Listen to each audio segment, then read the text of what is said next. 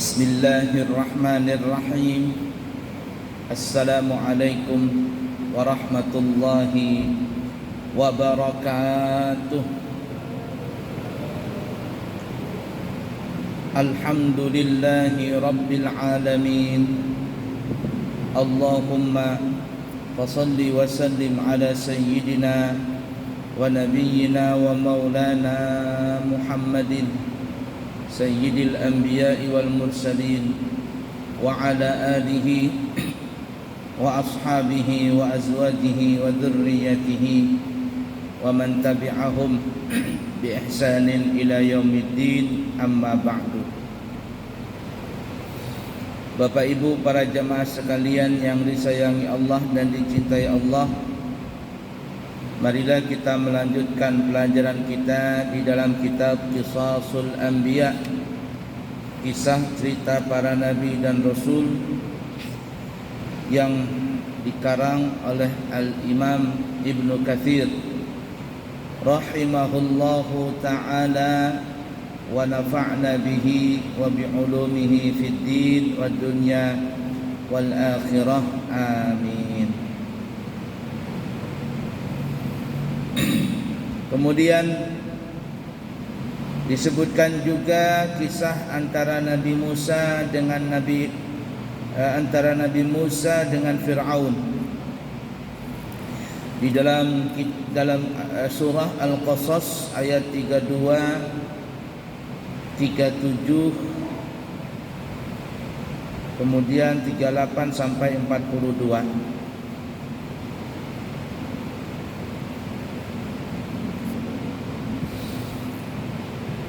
أعوذ بالله من الشيطان الرجيم.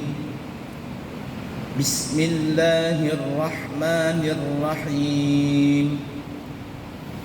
فلما جاءهم موسى بآياتنا بينات قالوا ما هذا إلا سحر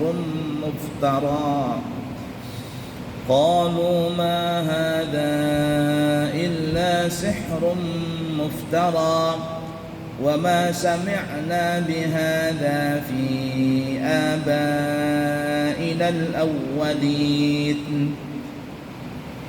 وقال موسى ربي أعلم بمن جاء بالهدى من عنده ومن تكون له عاقبة الدار إنه لا يفلح الظالمون.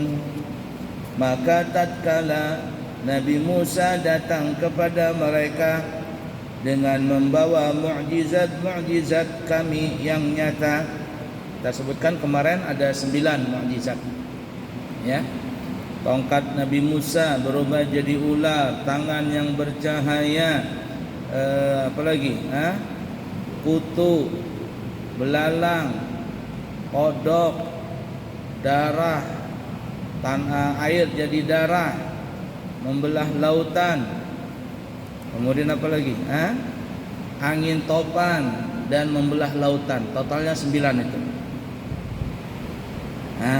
Mereka berkata, siapa yang mereka ini? Jadi Fir'aun dan bala tentaranya dan kaumnya. Ini tidak lain hanyalah sihir yang dibuat-buat, dan kami belum pernah mendengar seruan yang seperti ini pada nenek moyang kami dahulu. Nabi Musa dikatakan tukang sihir, padahal Nabi Musa bukan tukang sihir. Nabi Musa menjawab, Tuhanku lebih mengetahui orang yang patut membawa petunjuk dari sisinya dan siapa yang akan mendapat kesudahan yang baik di negeri akhirat. Sesungguhnya tidaklah akan mendapat kemenangan orang-orang yang zalim. وقال فرعون يا أيها الملأ ما علمت لكم من إله غيري فأوقد لي يا هامان على الطين فاجعل لي صرحا لعلي أطلع إلى إله موسى وإني لأظنه من الكاذبين واستكبر هو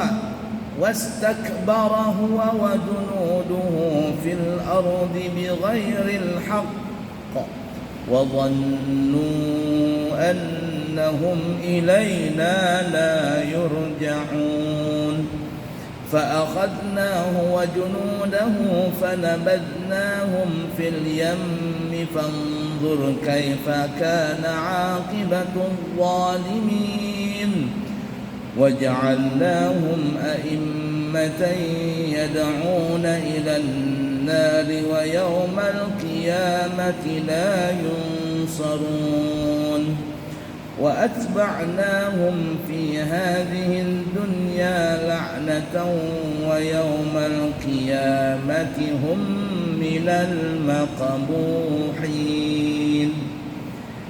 Dan berkatalah Fir'aun, hai pembesar kaumku, aku tidak mengetahui Tuhan bagimu selain aku. Nah, di sini mengatakan Fir'aun, aku jadi Tuhan. Mana ada Tuhan selain aku, kata si Fir'aun.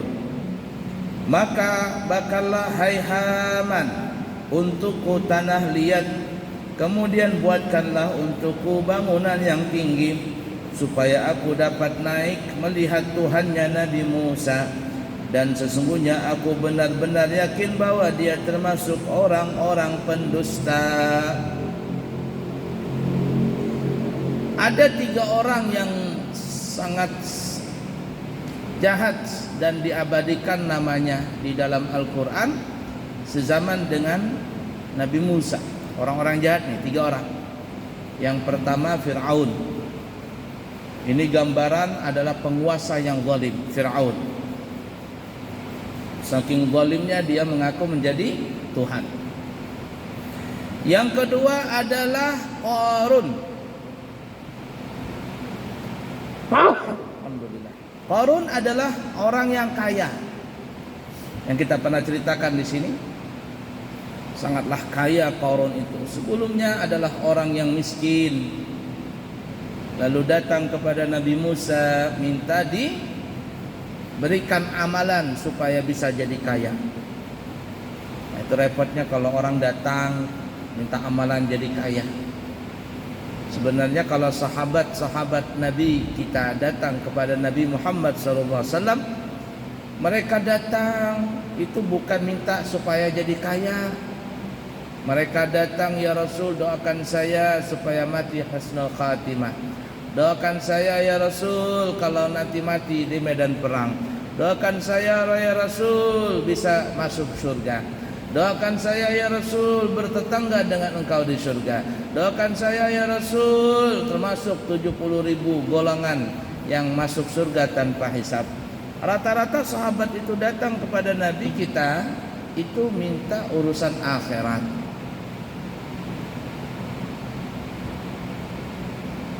Tapi Qarun datang kepada Nabi Musa, dia minta supaya jadi kaya. Nah, inilah kita kebanyakan, saya bisa bilang kebanyakan karena memang rata-rata kita ini begini nih. Kalau sowan kepada kiai, kalau ketemu dengan Habib, datang silaturahim dan sebagainya. Hampir kebanyakan di antara kita itu kalau minta amalan supaya kaya.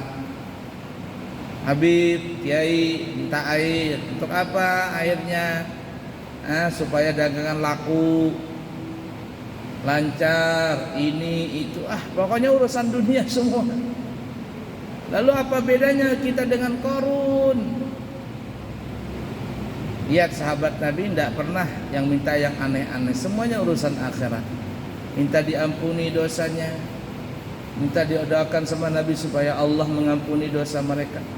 Itu sebenarnya kalau kita datang kepada seorang ulama, sebaiknya minta itu adalah minta yang baik-baik, urusan akhirat saja.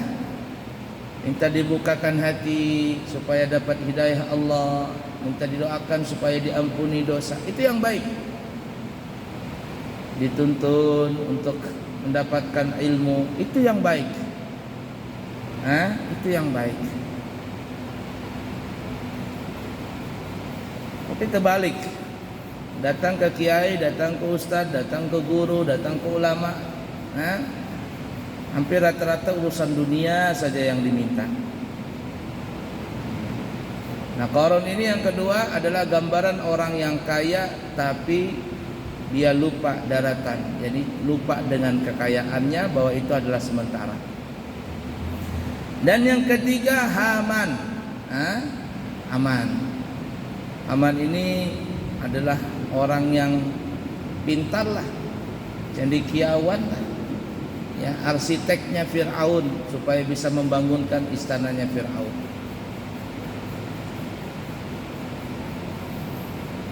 Wahai Haman, bakarlah tanah, karena zaman dulu itu orang bikin bangunan dari tanah, ya, dari sampai sekarang sih masih ada bangunan-bangunan yang terbuat dari tanah, rumah dari tanah banyak. Di Hadramaut, Kota Tarim, banyak sekali bangunan dari tanah. Sampai ada satu masjid namanya Masjid Umar Muhdar, Masjid Muhdar.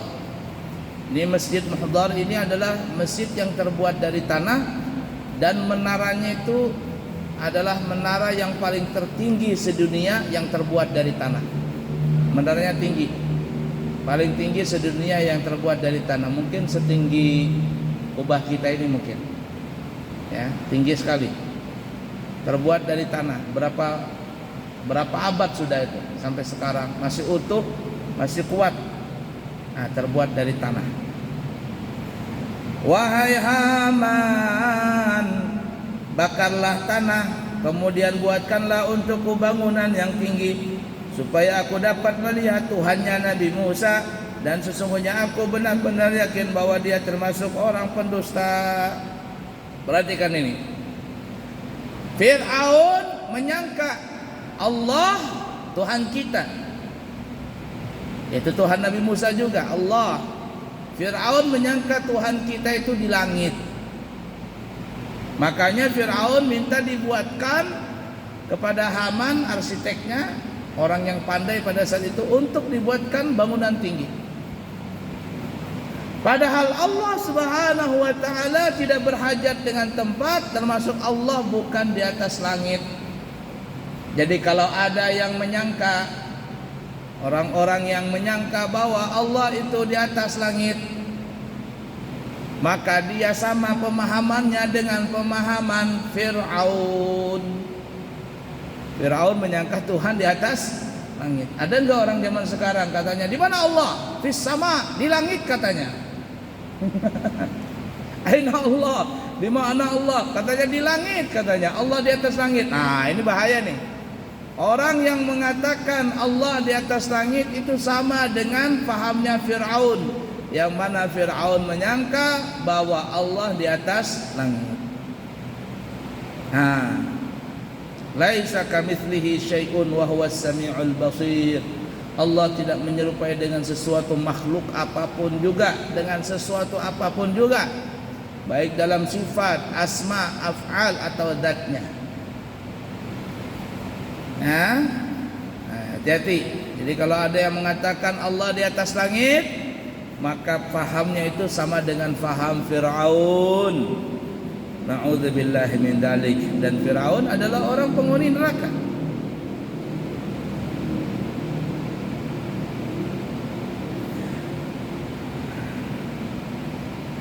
Dan berlaku akulah Fir'aun, dan berlaku angkulah Fir'aun dan bala tentaranya di bumi Mesir tanpa alasan yang benar, dan mereka menyangka bahwa mereka tidak akan dikembalikan kepada kami. Coba lihat, Fir'aun mengaku jadi Tuhan, dia berkuasa, dan akhirnya dia pun tidak mau terima nasihat, lalu merasa benar, sehingga mereka membuat keonaran di bumi, khususnya di negara Mesir. Mereka tidak sadar bahwa mereka akan kembali kepada Allah Ta'ala. Maka kami hukum Fir'aun dan bala tentaranya, lalu kami lemparkan mereka ke dalam laut. Tenggelam dalam laut. Nanti kita akan sampai ceritanya. Lautan Merah. Maka lihatlah bagaimana akibat orang-orang yang zalim. dan kami jadikan mereka pemimpin-pemimpin yang menyeru manusia ke neraka, dan pada hari kiamat mereka tidak akan ditolong. Allah katakan di sini Firaun termasuk pembesar di mana? Dalam neraka. Pembesar yang masuk neraka, bosnya lah bahasa kitanya.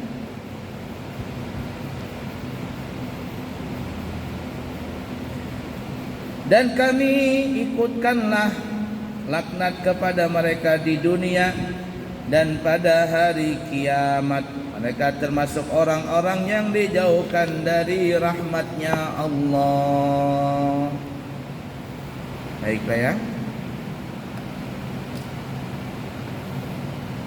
Nah, kemudian kita masuk ke bab berikutnya. Masuk dalam kisah tentara Fir'aun dan bala tentaranya yang nanti akan dibinasakan oleh Allah. Nah, versi-versinya banyak mungkin ceritanya ya. Versi-versinya banyak, tapi kita lihat dalam kitab Qisasul Anbiya ini. Baik, ketika kaum Kipti Mesir, ingatin, Kipti itu bangsa Kipti adalah orang Mesir. Sedangkan Nabi Musa adalah orang Israel. Jadi orang Israel pada saat itu dijadikan budak-budak oleh Fir'aun dan bangsa Kipti. Sebenarnya Mesir itu ya, Mesir itu kalau kita lihat peta, Mesir itu masuk masuk daerah Afrika, Jazirah Afrika dia. Bukan masuk daerah Arab atau Asia. Dia masuk daerah Afrika. Dan sebenarnya kalau wallah alam ya benar atau tidaknya, ada orang di YouTube itu ya, di internet maksudnya, menggambarkan Firaun itu dengan tengkorak yang ada, dengan jasad Firaun yang ada ini didaur ulang atau apalah ceritanya ya, dibentuk ulang. Perkiraan bentuk Firaun tuh begini model mukanya. Ya, itu dari keriput tuh ya, dikasih daging apa semuanya, kan ada yang aplikasi seperti itu. Nah, bentuk Firaun tuh begini modelnya. Benar tidaknya wallah alam. Nah, bentuknya, warna kulit Firaun tuh adalah warna dia agak kehitam-hitaman. Karena Mesir itu masuk daerah Afrika, Jazirah Kepulauan Afrika. Tapi orang Mesir nggak mau dikatakan Afrika, kami Arab katanya, ya, karena orang Mesir sekarang berbahasa bahasa Arab dan orangnya juga ganteng-ganteng. Nah, tapi kalau daerahnya masuk daerah Afrika. Sama juga dengan Turki. Turki itu kan separohnya Asia, separohnya Eropa. Kalau di Istanbul itu separohnya masuk Asia, separohnya masuk Eropa. Tapi orang-orang Eropa nggak mau mengatakan Turki itu Eropa. Nggak mau katanya. Kenapa? Karena Turki itu mayoritasnya berbangsa Islam. Walaupun Islamnya itu sangat masjidnya banyak sekali. Tapi kalau kita lihat kehidupan rakyatnya itu jauh sekali kita melihat orang-orang yang kelihatan Islam. Hampir rata-rata perempuannya nggak pakai jilbab, ini itu bebas sekali.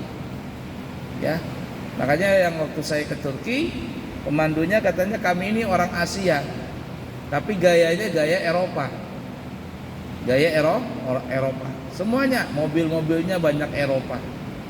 Jarang kita melihat Toyota mobil-mobil Jepang, jarang. Yang hampir rata-rata adalah Mercy, BMW, Ford, ya, GMC dan sebagainya. Artinya ke Eropa-Eropaan lebih banyak mereka. Gaya hidupnya juga banyak gaya Eropa. Tapi orang Eropa nggak mau mengakui Turki itu Eropa. Kenapa? Karena Turki adalah kebanyakan agamanya beranut agama Islam. Nah, Mesir itu bangsa Kipti. Apakah bangsa Kipti sampai sekarang masih ada? Wallahu a'lam. Saya belum pernah ke Mesir nih. Insyaallah mungkin kalau nggak ada halangan nanti bulan Syawal, kalau nggak ada halangan mau ke Mesir sekaligus ke kota Tarim Hadramaut. Insyaallah kalau nggak ada halangan. Ketika kaum Kipti Mesir yang merupakan pengikut dan pendukung setia Fir'aun masih saja terus dalam kekafiran, walaupun mereka ada yang masuk Islam ya, sebagian mereka ada yang Islam sudah, masih dalam kekafiran, keingkaran dan kesombongannya, mengikuti raja mereka Fir'aun, menentang Nabi dan Rasul Allah bernama Nabi Musa bin Imran alaihi salatu wassalam.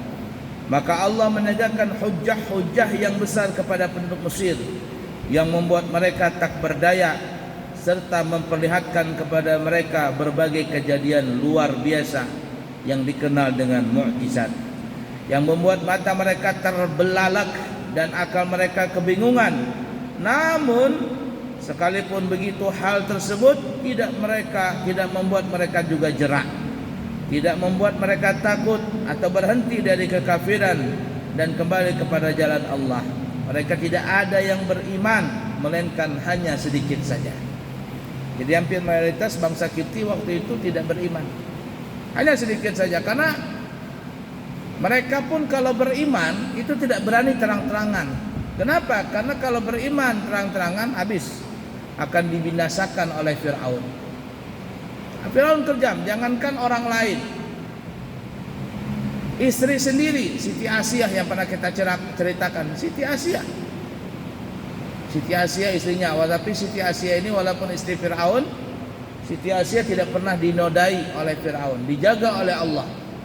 Kalau Fir'aun ingin mendatangi Siti Asiyah, maka Allah merubah bentuk seorang jin dari kalangan iblis, iblis dari kalangan jin yang berbentuk dengan wajahnya Siti Asiyah. Jadi Siti Asiyah itu sempurna kegadisannya sampai meninggal dunia.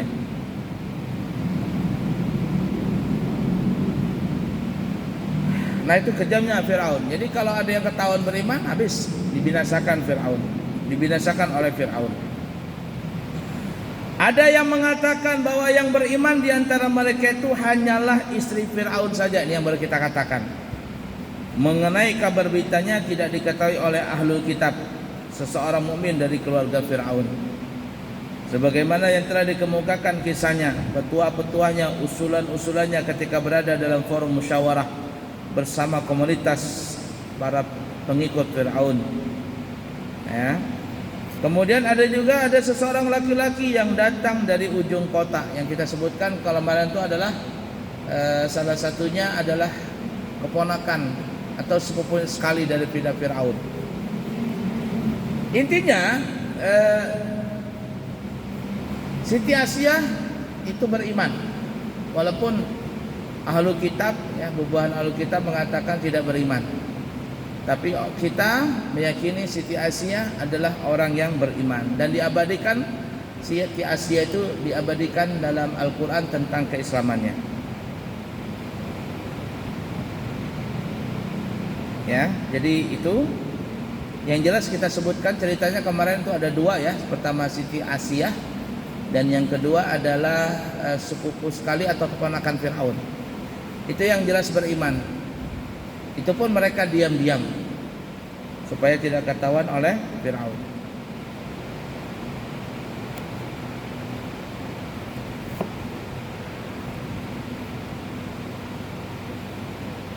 Nah itu ya. Kemudian ada beberapa orang mungkin ya, ada beberapa orang lagi cuma tidak disebutkan siapa mereka itu. Yani namanya tidak jelas.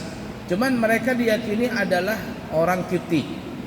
Ini bangsa Mesir, bangsanya Fir'aun. Mereka beriman. Nah, sebagaimana disebutkan dalam Al-Quran surah Al-Qasas ayat 20. Wa jaa'a rajulun min aqsal madinati yas'a qala ya Musa innal mala'a ya'tamiruna bika liyaqtuluka fakhruj inni laka minan nasihin. Dan datanglah seorang laki-laki dari ujung kota. Jadi di ujung kota ya, ya ujung kota Mesir lah bahasa kitanya. Orang itu bergegas-gegas berlari-lari nih, cepat-cepat. Seraya berkata kepada Nabi Musa, wahai Nabi Musa, sesungguhnya pembesar negeri sedang berunding tentang engkau untuk membunuhmu. Jadi mereka ini musyawarah ingin membunuhmu. Sebab itu keluarlah dari kota ini. Sesungguhnya aku termasuk orang yang memberi nasihat kepadamu. Ini ketika Nabi Musa pertama kali ya, yang masih muda sekali, berkelahi, bukan kelahi ya. Ada dua orang kelahi, satunya bangsa Israel, satunya bangsa Kipti. Satunya bangsa Israel, ya, bangsa orang-orang budak, dan satunya adalah bangsa Kipti, kaumnya Fir'aun. Mereka berkelahi berdua. Dilihat sama Nabi Musa, dicegah supaya jangan kelahi. Entah bagaimana, mungkin Nabi Musa kekerasan memisah, tiba-tiba terkenalah mungkin pukulan atau apa si bangsa Kipti ini. Mati bangsa Kipti ini. Tersebarlah berita yang membunuh Kipti adalah Nabi Musa. Dan Nabi Musa adalah karangan dari Bani Israel. Walaupun Nabi Musa ini anak angkatnya Fir'aun. Pembesar-pembesar ini dari bangsa Kipti marah. Kita bunuh aja Nabi Musa ini. Datanglah laki-laki ini, orang tadi itu. Bilangin Nabi Musa, ini orang-orang di Mesir, ya pejabat-pejabatnya, anggota dewan, anggota DPR nih, ngetuk palu, polisi-polisinya, tentaranya ngetuk palu untuk membunuhmu. Musyawarah sudah, ayo cepat keluar dari negeri ini. Kalau enggak engkau akan dibunuh mereka. Ini Nabi Musa belum jadi nabi ya, jauh, masih muda sekali. Maka akhirnya Nabi Musa keluar dari negara Mesir dan berjalan terus berhari-hari sampai akhirnya masuk ke negara Madian yang pernah kita sebutkan ceritanya.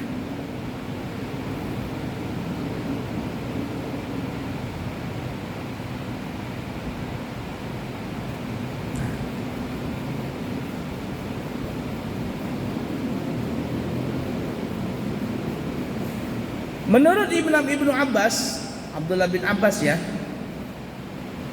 adapun yang beriman selain bangsa Kipti, maksudnya bangsa Kipti adalah orang-orang yang ahli sihir. Ya, selain ahli sihir, karena mereka berasal dari bangsa Kipti. Jadi yang beriman, bangsa yang kemarin beriman itu adalah ahli sihir yang kita ceritakan kemarin. Nah, ahli sihir ini yang kita katakan, ada yang mengatakan 40 orang, 80 orang, 120 orang, sampai ada yang mengatakan sampai 70.000 orang atau 80.000 orang yang kita sebutkan pada pertemuan yang lalu. Semuanya itu adalah menurut Abdullah bin Abbas bangsa Kipti. Tapi ada juga yang mengatakan bukan bangsa Kipti.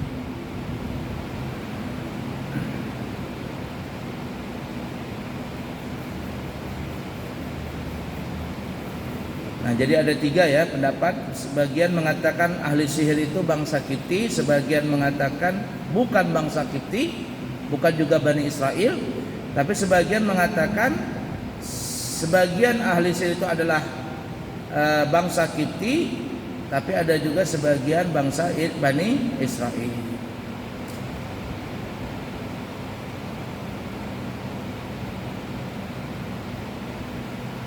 Wallahu a'lam.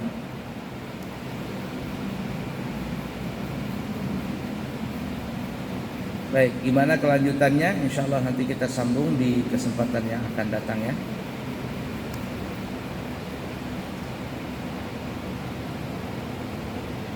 Panjang ya, kisah Fir'aun Nabi Musa ini panjang. Karena memang di Al-Quran pun juga sangat banyak sekali kisah-kisah antara Nabi Musa dan Fir'aun. Khususnya kisah Nabi Musa, panjang sekali. Jadi begitulah ya cerita Nabi Musa. Sebelum kami tutup, insya Allah nanti kami berangkat umrah di tanggal 27 Desember 2023 dan insya Allah kembali mungkin tanggal 9 atau tanggal 10 Januari 2024. Jadi 2 tahun di Saudi ini, 2 tahun, 2023 dan 2024. Setelah kembali ke Balikpapan, kalau tidak ada halangan, kurang lebih 10 atau 12 hari, kami akan membawa jamaah lagi di bulan Januari di tanggal 21 Januari. Jadi istirahat mungkin 10 hari, kemudian membawa rombongan yang kedua di tanggal 21 Januari 2024. Bagi jamaah yang kepingin berumrah dengan kami di bulan Januari 2024, masih ada seat yang kosong, segeralah mendaftar kalau ada yang kepingin berangkat. Jumlah harinya adalah 12 hari, harganya 32 juta rupiah. Kemudian siapa yang kepingin membadalkan umrah bagi keluarganya yang telah meninggal dunia, insya Allah kami siap pribadi untuk membadalkannya. Untuk masalah bisyarah atau ujrahnya nanti bisa dibicarakan via telepon saja atau via Jabri WhatsApp. Kemudian juga kami membuka untuk haji furada tahun 2024. Siapa tahu yang ada yang kepingin berangkat haji langsung, harganya ada 2 versi. Yang pertama 185 juta, hotel bintang 3, dan yang kedua adalah 195 juta, hotel bintang 5. Jumlahnya 30 hari juga. Dan siapa tahu ada juga yang kepingin berangkat umrah di bulan Ramadan, kami buka 2 versi. Yang pertama 13 hari dengan harga 42 juta rupiah sudah dari Balikpapan, dan yang kedua adalah adalah 18 hari dengan harga 46 juta. Umrah Lailatul Qadar. Jadi umrah akhir Ramadan. Nah, jadi 13 hari 42 juta dan 18 hari itu jumlahnya, itu harganya 46 juta. Siapa tahu ada yang kepingin berumrah di bulan Ramadan, juga insya Allah kami siap melayaninya. Yang baik dari Allah, yang buruk dari pribadi, minta maaf, minta ampun. Subhanakallahumma wa bihamdika, asyhadu an la ilaha illa anta, astaghfiruka wa atubu ilaik. Wa akhiru kalam, wassalamu alaikum warahmatullahi wabarakatuh.